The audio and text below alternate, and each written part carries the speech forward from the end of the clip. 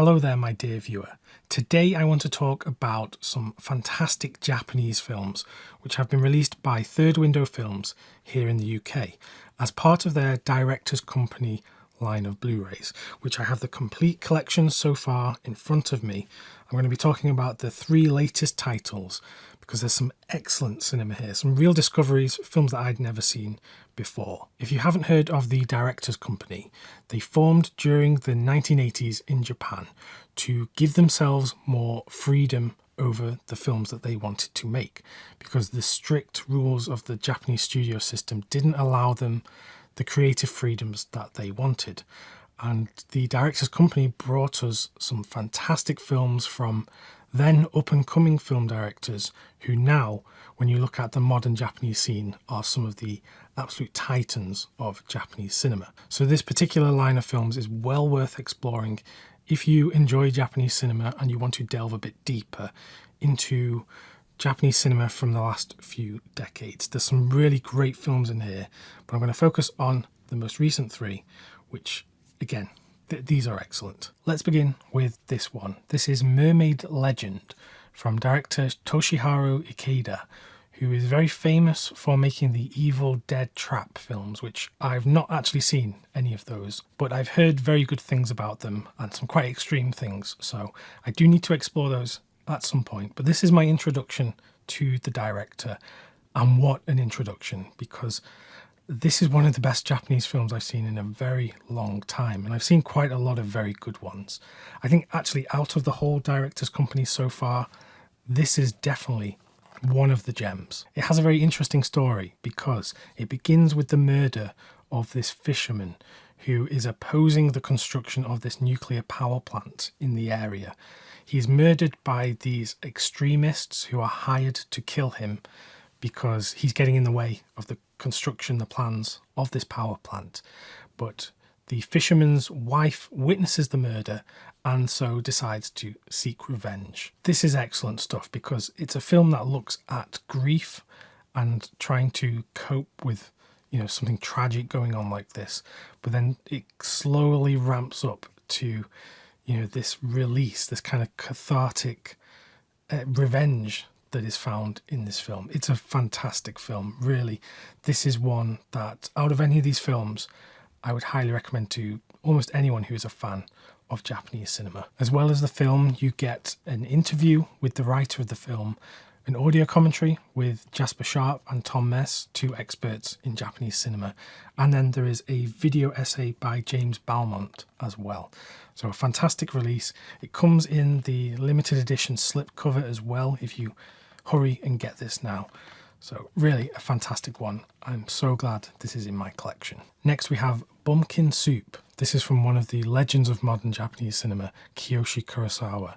And this film is quite indescribable in many ways, so I'm going to try and recommend it to you. On one hand, it feels like it is satirizing the Roman porno Pinku films, but on the other, it has all of this French New Wave, and in particular Jean-Luc Godard influences in it. And it's just a mishmash of all sorts of things. Honestly, you never know where this film is going to go next. Now, does it all work when it's all pulled together? I mean, I was entertained throughout, but in many ways, I'm not sure I grasp what the film is going for. So a very peculiar film, but one that I enjoyed watching throughout. And just an interesting contrast as well to see where Kurosawa would go, just a decade or so later. You compare this to something like Cure or Pulse, and these are like films from two completely different filmmakers. So it's a film that is very experimental, very playful, and in some ways it feels like a bit of a middle finger towards that traditional Japanese studio system, which the Directors Company was trying to get away from. On the special features, you have an interview with Yoriko Doguchi, who is the lead actress in the film. There's a video essay from Jerry White and an audio commentary from Jasper Sharp. So a really peculiar film, not one of my favourites of the bunch, but one that I really wanted to see because I'm becoming a bit of a completionist around seeing all of Kiyoshi Kurosawa's films. So this fills a gap in that particular project, and I'm very happy to have this one. And then we return to a film from Toshihiro Ikeda. This is Scent of a Spell. And this one is perhaps more in line with the traditional erotic films made during this particular time period, where we see this man who saves this young woman from drowning, but she was trying to end her own life. And they develop a relationship, and he finds out that she was running from an abusive husband, and things get very complicated from there because perhaps she's not quite who she seems she is, or she's not kind of letting on as to what the truth is. So yeah, the conflict is all there, and I think this is another fantastic film. Not quite on the level of Mermaid Legend for me, I have to admit, but now this has opened up a personal interest of mine in yet another filmmaker who, before these releases, I didn't know at all.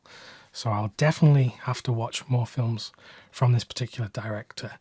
And this is another solid release from Third Window. You get an audio commentary from Sam Deegan on here, a video essay from Matthew Carter, and then there's an interview with the Tokyo International Film Festival programming director Shozo Ichiyama. So I think it's fair to say 3 more fantastic releases from Third Window as part of this director's company line. I think they're doing great work, and I've been a huge fan of Third Window for over a decade at this point. I remember the very first release I got, I think it was Memories of Matsuko, and that one opened up a whole new world of cinema to me, and I've been enjoying their releases ever since. You can get all of these from various retailers, but I know you can always get them from Terracotta. They're an online shop that focuses on Asian cinema in particular.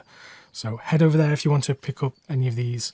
And I think all of the slipcovers, they're limited to the first, I don't know how many copies, but you do want to get them on the initial run because otherwise you'll miss out on these lovely slipcovers. If you have any more questions about these particular titles or you want to hear more, then please just feel free to ask me in a comment on this video. And if you want some more movie recommendations from me, then just click the video that is on screen right now. Until next time, thanks very much for watching, and I will see you soon.